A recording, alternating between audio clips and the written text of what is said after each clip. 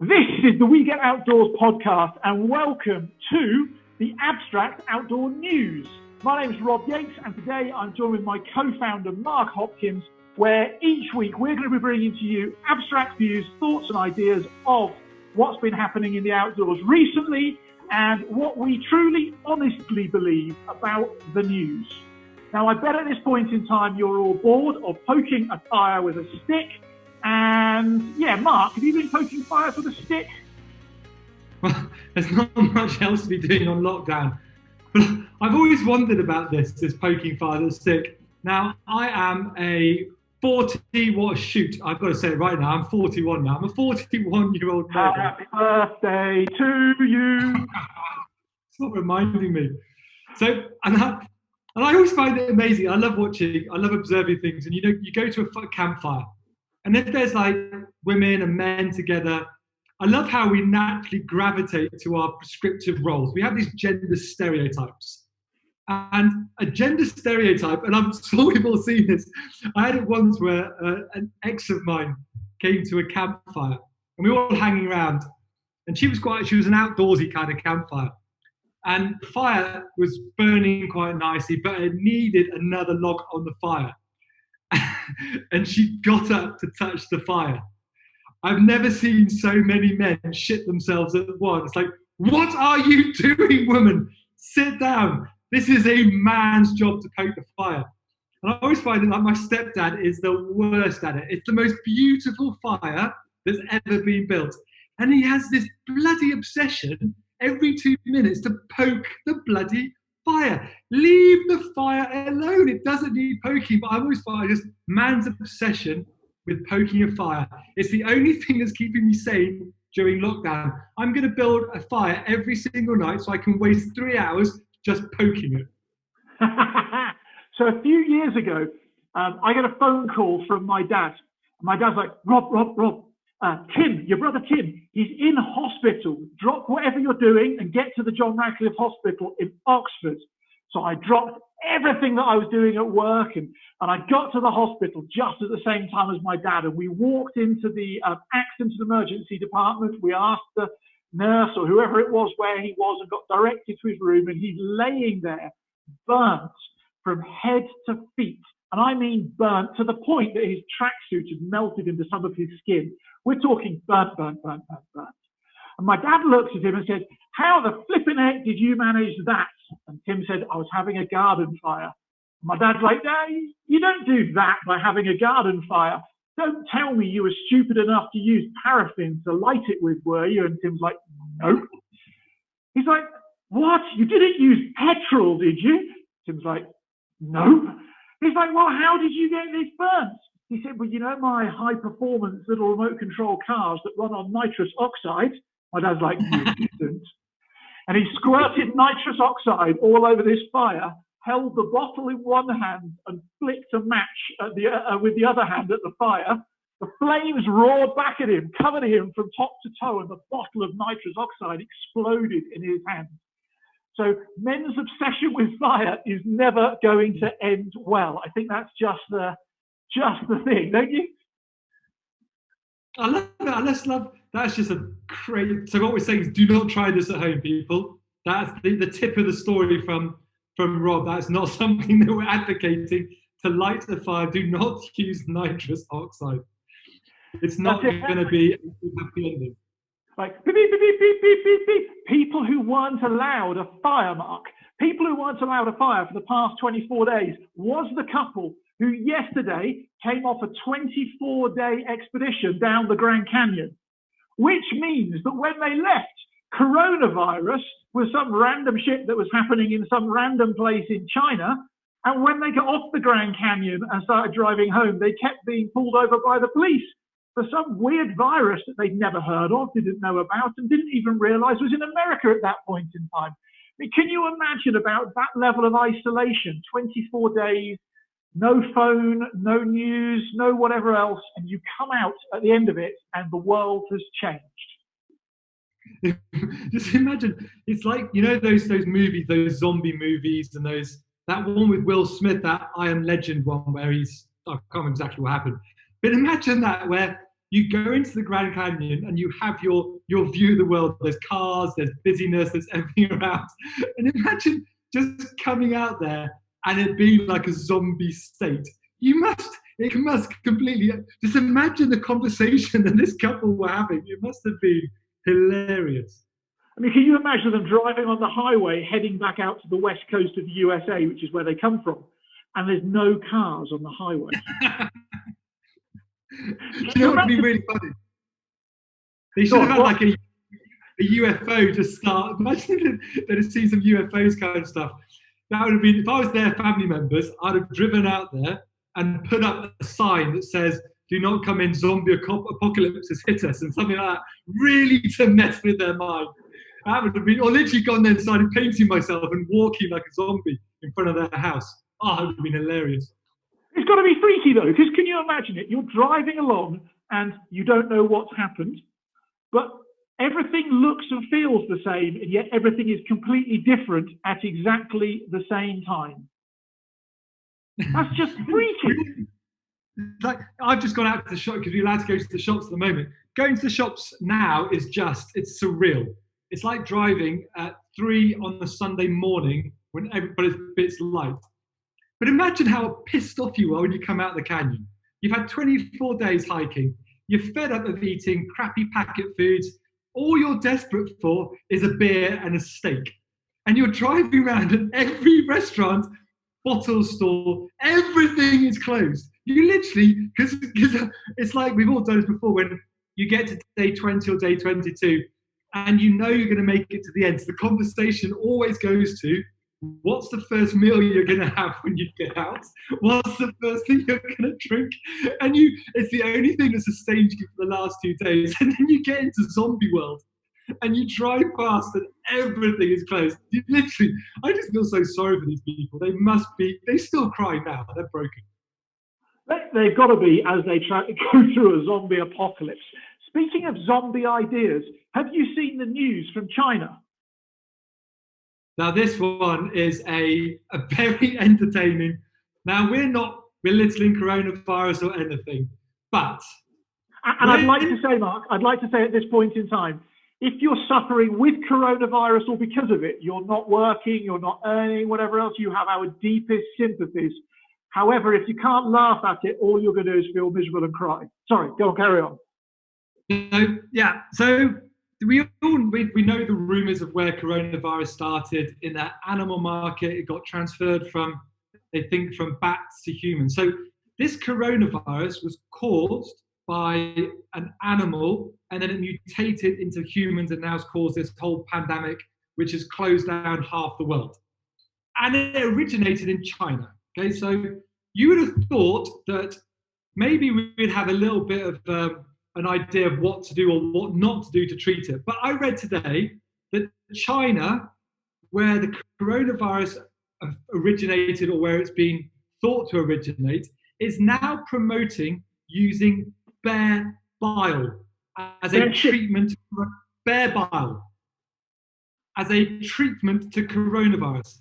I'm just thinking about this, going, so an animal has caused coronavirus in a Chinese market, and now the Chinese are thinking of using another animal, messing around with that as a treatment for coronavirus.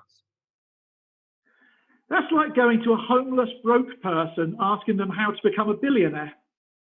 Now that is always advice you should take. Especially if they've had 2 bottles of whiskey that day. Exactly. Oh, when I was a kid.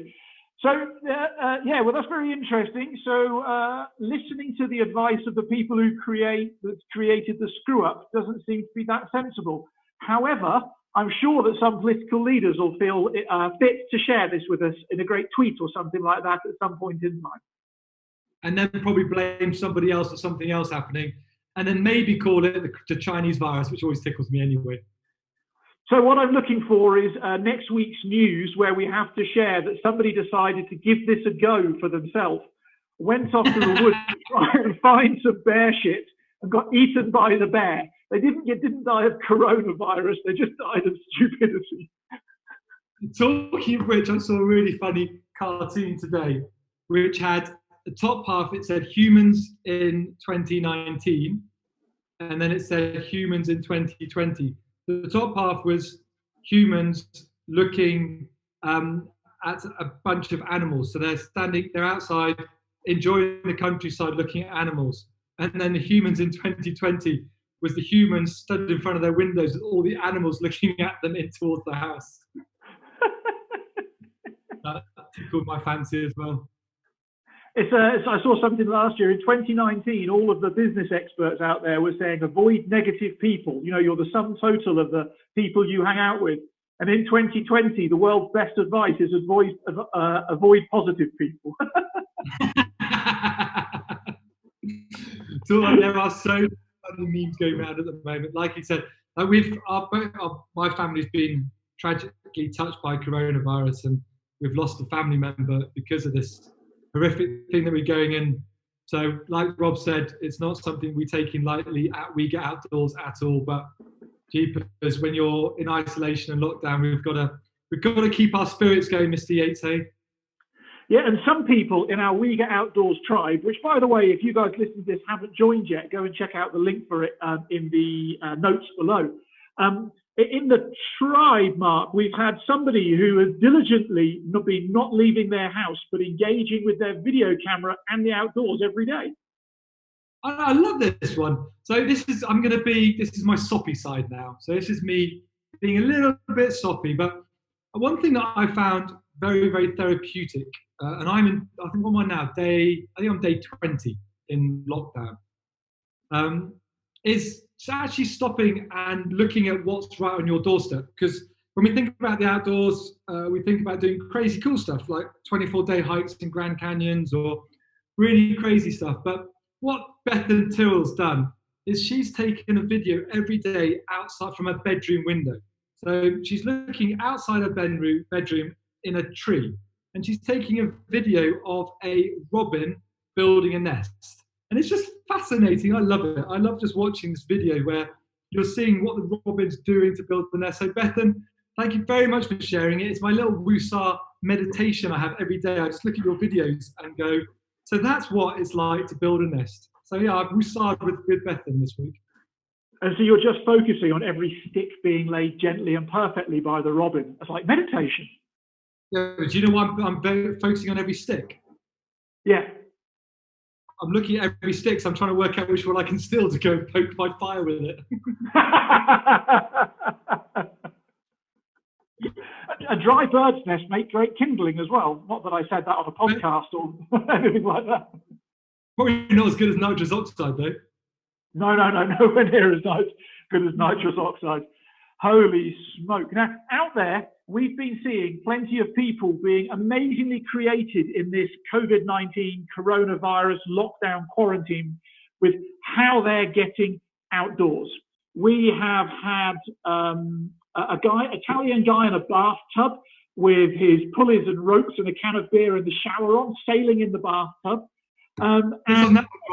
My favourite part of that one is, so if you haven't seen it, I love it. So he stands there and he's looking around and he's got his sailing outfit and stuff with his hood down. And then halfway through, he wants to demonstrate that there's rain. So you see him, he puts his hood up and then he turns the shower on.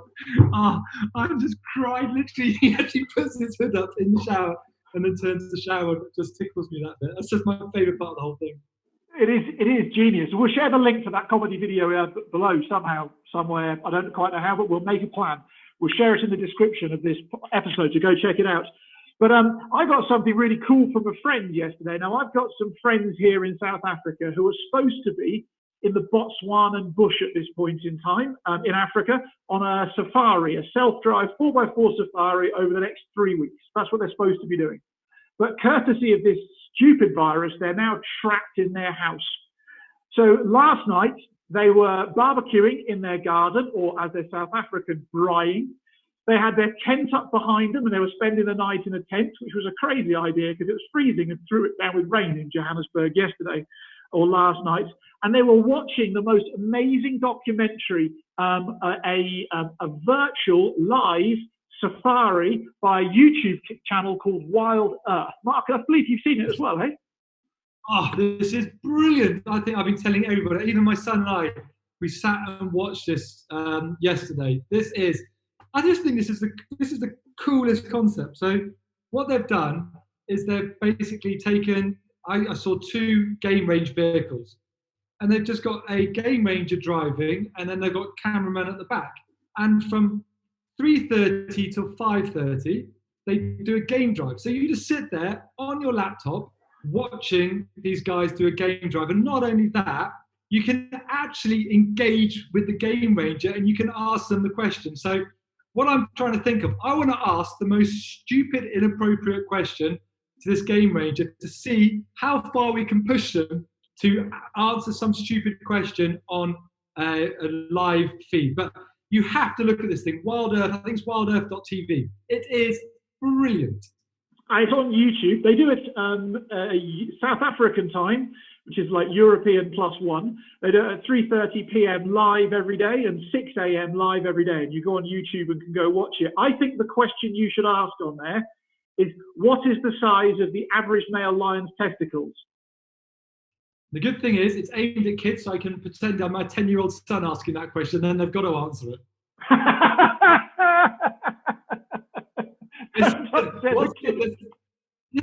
If you've got a kid, you've got to use them for some reason. They cost enough.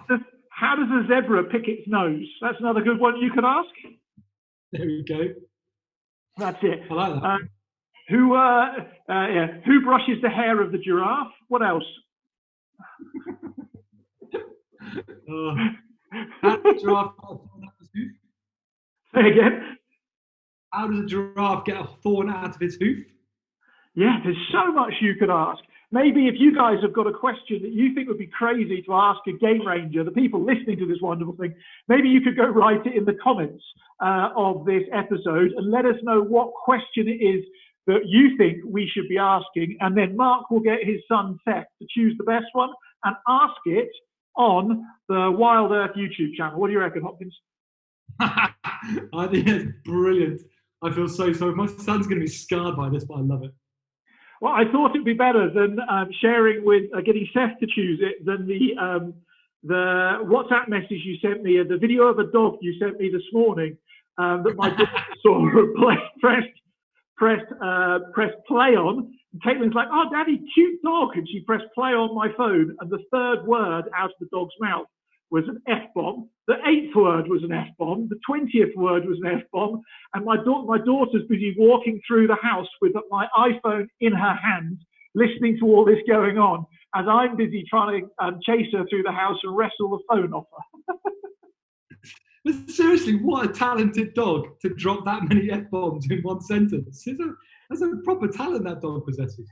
And there is, I'll find it for people, but there is a super cool app where you can record your animal's face. In fact, any animal's face. You can go to the zoo, the bush, anything that you like, and you can record its face. It's called My Talking Pet. You record their face briefly for 5 seconds, and then as you speak, the app then makes the animal's mouth open up and down like this, and you can end up with like a 2-minute video of your pet monkey giving a talk or something like that. My Talking Pet is the name of the app. Go download it, have a play. We've got to do something to entertain ourselves with. Guess what I'm doing this afternoon? That's it. In fact, you could even do it with your son if you wanted to. You could do like a 10-second video of Seth sat still, and then you just go and then talk into the app and get the app to go and get Seth saying random stuff. I'm going to have so much fun with that today. Oh, brilliant. What we're going to do is I'm going to do 2 versions of it. I'm going to do the first version before the birthday celebration starts, and then I'm going to do one at 10 o'clock tonight, and then we'll see the difference between the 2. I want the after 10 o'clock tonight one. I'm not interested in the first one. I'm not interested, especially if you've filled and emptied your fancy decanter you got for your birthday. I think that would be very, very funny. So, Mark, what other ideas or things have you seen people doing creatively to get outdoors or do their outdoor hobby during this lockdown period? I've seen a few, but there's one I saw recently with a rock climber called Brooke Raboutou. She's a pretty famous rock climber, and she's qualified for the Olympics and stuff like that. and she was panicking a little bit how to train. And it's amazing how when we can't do what we normally do, how we have to think slightly differently. So she stood in her house and she's got a massive chimney breast which is made out of boulders. So straight away she goes, there's my climbing wall. So the thing that I found so funny about, so she's created this whole course, climbing upstairs, gymnastic stuff, over boulders and all that kind of stuff. And that's her rock climbing training center. But as I watched it, it took me back to a time, and it's amazing, when I was working in a pub. So I was 18 years old working in a pub.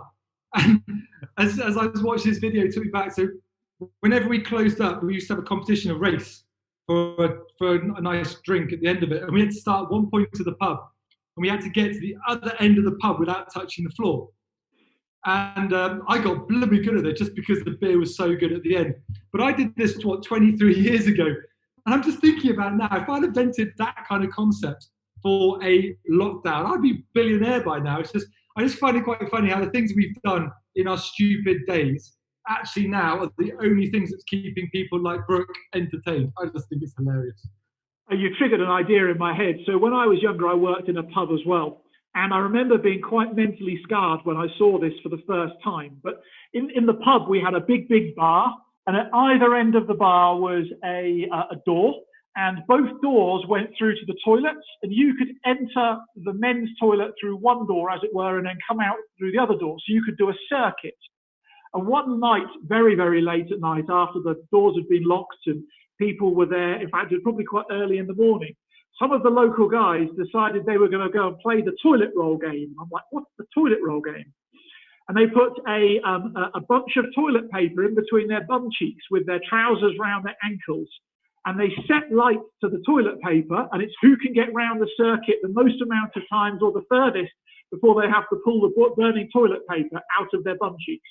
And I've never done it. It scarred me for life. But hey, what a way to entertain yourself in this lockdown time. Amazing. So I've got a story to tell you about this, which is hilarious. So we did this at university. We called it the bog roll challenge. So do the same thing that you described. So put your pants down, you put toilet paper between your butt cheeks, and then you get given a pint glass. Now, so as soon as you light the toilet paper, you drink your drink, but you're not allowed to pull your toilet paper out until you finish the pint. So there's obviously two ways you can do it. If you're quick at drinking, you can drink your pint, or me, I'm terrible at downing beer, so I just pour the beer over me and save my bum. But there was one guy who did it who had a bit too much to drink before he did the challenge, and he volunteered for this challenge. So, and he suffered from something that I suffer from a little bit as well, which is a bit of hair on our bodies.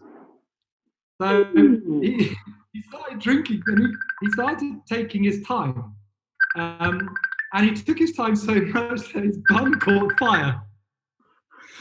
So at that point, his bum's on fire. So we then have to throw beer to put his bum out. So eventually his bum's off, and then we realised he's actually got quite bad burns, so he had to go to hospital. So he went to hospital, and the doctors were saying, "What happened to your bum?" And he goes, "Yeah, I fell on a barbecue." So the next few days he had to have those rings, and he had to go to university lectures with those rings because he couldn't sit down because of his bum.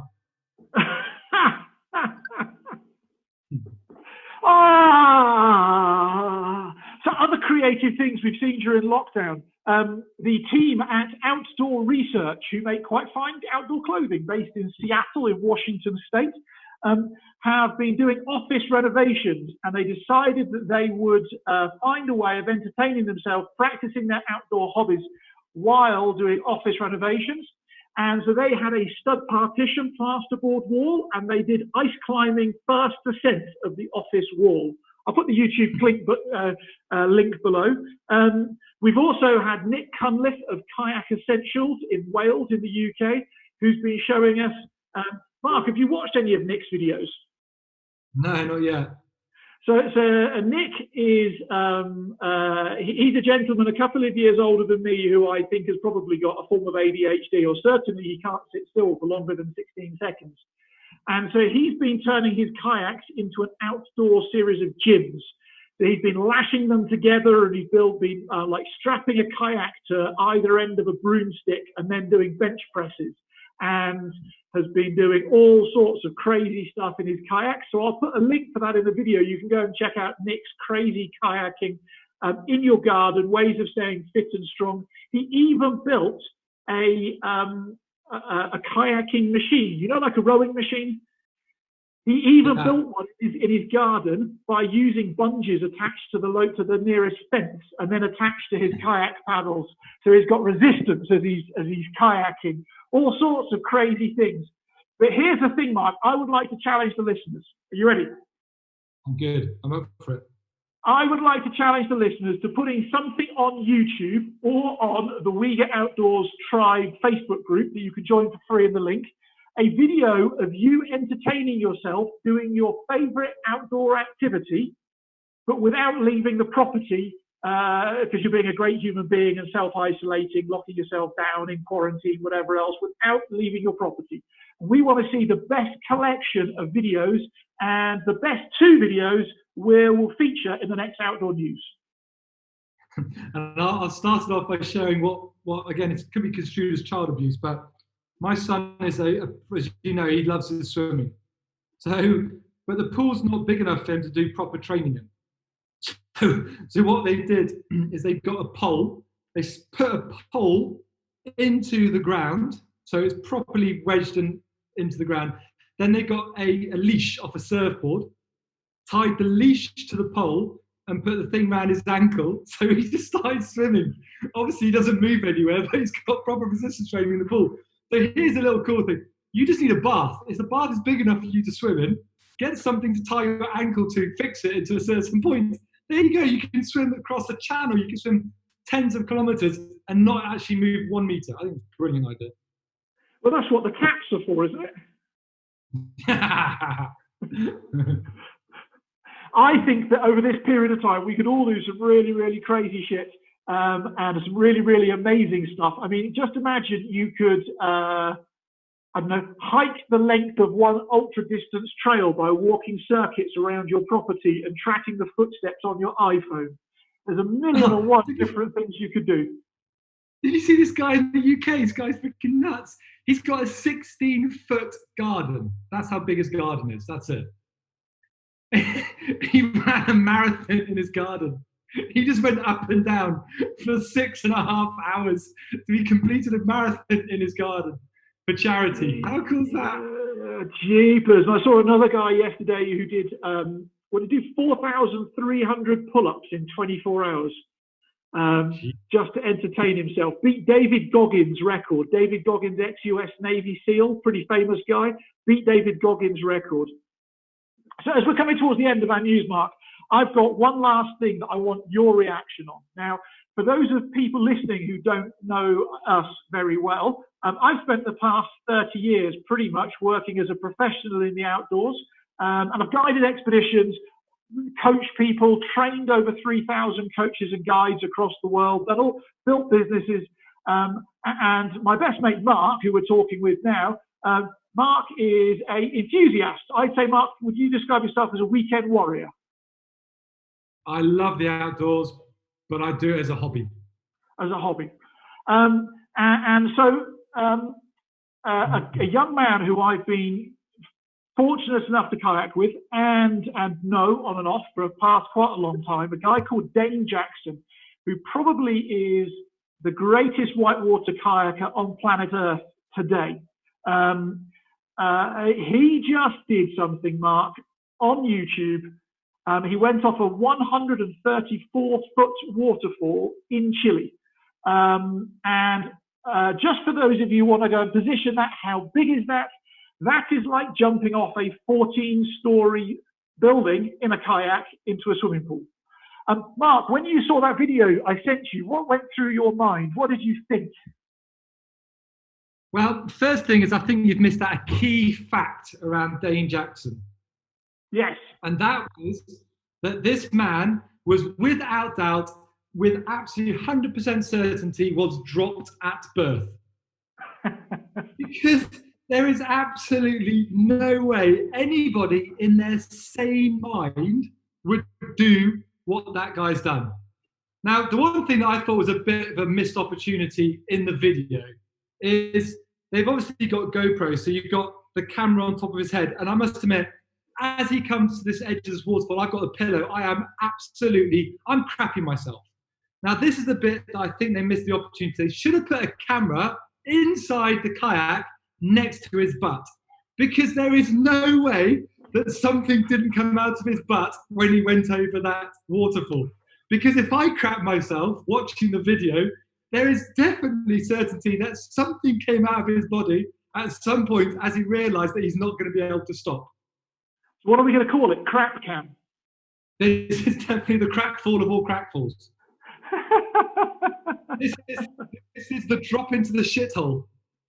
And for those who haven't seen it, I'll put a link for it, but there's enough time that he gets to count and breathe in the air before he makes contact with the pool at the bottom. That's how big this thing is. It's actually the second largest waterfall anybody has ever taken a kayak off.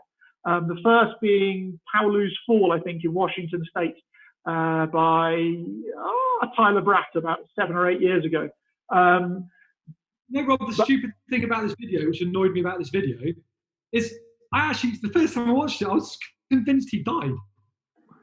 Because you never actually see him come up. You see him go into the water, and then the video cuts out. I'm like going, great. And not only have I watched somebody do something really stupid, I've just watched someone die. That's so shit. I've never seen a video which made me crap myself before it even happened, and crap myself afterwards because I thought he died. So, we interviewed Bren Orton on the podcast as a guest the other week, and Bren is probably the second or third best whitewater kayaker in the world, and him and Dane Jackson are very, very close mates. And I had a brief chat with Bren the other day, and Bren was telling me about a conversation he'd had with Dane. And normally when you do this sort of stuff, you spend a lot of time looking at the waterfall and making sure you believe it's going to be safe enough.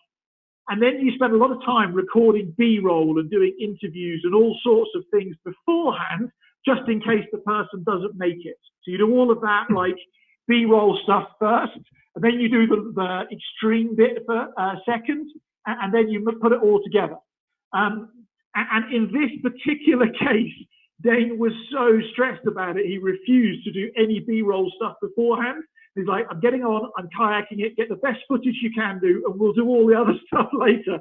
But I'm going to crap myself properly if I have to hang around and look at this any longer. I just think it's absurd. Like, I just don't understand. I know it's about extreme sports and stuff like that, but what makes you think that it's a freaking good idea to go off on a little stupid little kayak into a 134-foot store? These guys are dropped to birth. You guys, all you kayakers who do this stupid stuff, just insane. Well, it's not that, because you get climbers like Alex Honnold who do it in reverse. So the whitewater kayakers will fall off things at great height. And then you get somebody like Alex Honnold who free climbs massive, massive, massive rock faces that are hundreds and hundreds of feet high. And by free climbs, like, he goes up it with no rope, no safety, no nothing. If he falls, he dies. Full stop. End of game. And so this isn't just like the idea of going up and going down with nothing to safeguard you is far more common. Did you see that? Maybe we'll save this for next time. But we can talk about, Mark, your response to the guy who did a skydive with no parachutes. Yeah, let's say that to next time, because I don't think I've only just watched Dane Jackson's video, so I don't think I'm fully recovered yet. I feel a bit broken. Your adrenal glands have been stretched to the absolute maximum. They are properly empty. Not only that, but my bowel's pretty empty as well. So there you have it, ladies and gentlemen. Mark Hopkins with no adrenaline and no shit left inside him. Rob Yates, who's pumped and full of it. And this brings us about the end of the Abstract Outdoor News for this, the 3rd of April, 2020. Second, you Fool. Yeah, but they're hearing this on the 3rd because I won't have time to edit it otherwise. So watch this space for next Friday's episode of the We Get Outdoors Abstract Outdoor News. If you've got anything you would like us to cover, talk about, or do whatever anything, something for us to watch, chuck it into the comments of this episode and we will get back to you next Friday. It's bye-bye from me. And a very weak goodbye from me. Ugh.